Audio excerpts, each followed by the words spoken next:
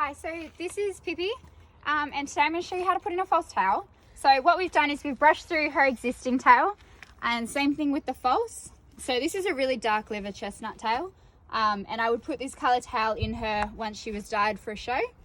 So what we're going to do, I don't like to attach my false tails to the complete bottom of the dock. I like to attach them maybe an inch above. So all we're going to do is take the hair off, and we're going to move it to the side. So we make sure that our tail is going to be the right length and we're not going to have to cut too much off. So I might move this up a bit.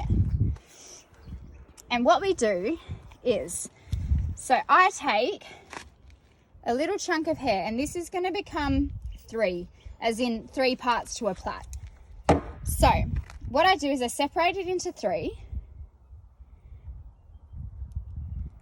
But I'm going to combine 2 of them together. So I'm going to combine these 2 together. And that's what I'm going to loop my false tail onto to start with. So the loop on your tail is going to go over these 2. And then once it's through there, we're going to pull it right to the top. So the bottom of her dock is about here where my finger is. So it's just about an inch up. What we're going to do is then split the hair into 2, and then we're going to plait. Some horses you can just plait, but I like to braid them in. So as I come across, I'm going to take a little bit more hair from the bottom and sort of braid her tail in, and I'll do the same thing on the other side. So I'm just going to take a little bit of hair, and same thing again, a little bit of hair, and I'll probably do this maybe 4 or 5 times until I get a nice even thickness of a plait. Not too big, otherwise you will see it. So I'm going to leave that there for her. This isn't a weighted tail. If this was weighted, I would braid it quite a lot further down, at least to the start of the false tail here. But because this is just a normal tail, I'm just going to plait it in like this. Shouldn't move at all. The trick is every time you band, your plait gets a little bit loose. So the trick is if you go all the way down and you plait quite a lot further down than where you're planning on banding. So this plait should be super, super tight. So this is a nice little tight plait. And you're going to plait all the way down. And what we're going to do is I'm going to put 1 band in. So I'm just going to put 1 in. And if you watch, this plait as you band will get looser. So you'll see it sort of start to spread a little bit. And then what we're going to do, we're going to go higher up, right up here. And we're going to put 2 in up here.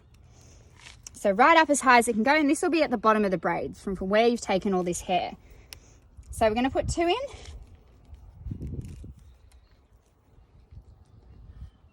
And then maybe a centimetre down, we're going to do another 2. So this is 2 bands here. We're going to do another 2. And then we're going to take out this bottom one where this plait's now gotten looser, and we're just going to unplait this little bit. What this has done, this has made a nice little plait to sit into our tail. If you were really worried about it and your horse didn't have much tail to hide the plait, you could then sew the plait flat onto your existing false tail. So all we're going to do, pull the hair back over, just like that, and we're going to give it a little brush through, make sure it's all sitting well. And then we're going to go to the bottom of the tail. So you don't want to pick up your tail like this and flip it and then chop it. What we want to do is to keep our hands firmly against it the whole way down, and when you're down at the bottom, then lift it, and you can chop off any loose stray hairs that are poking out.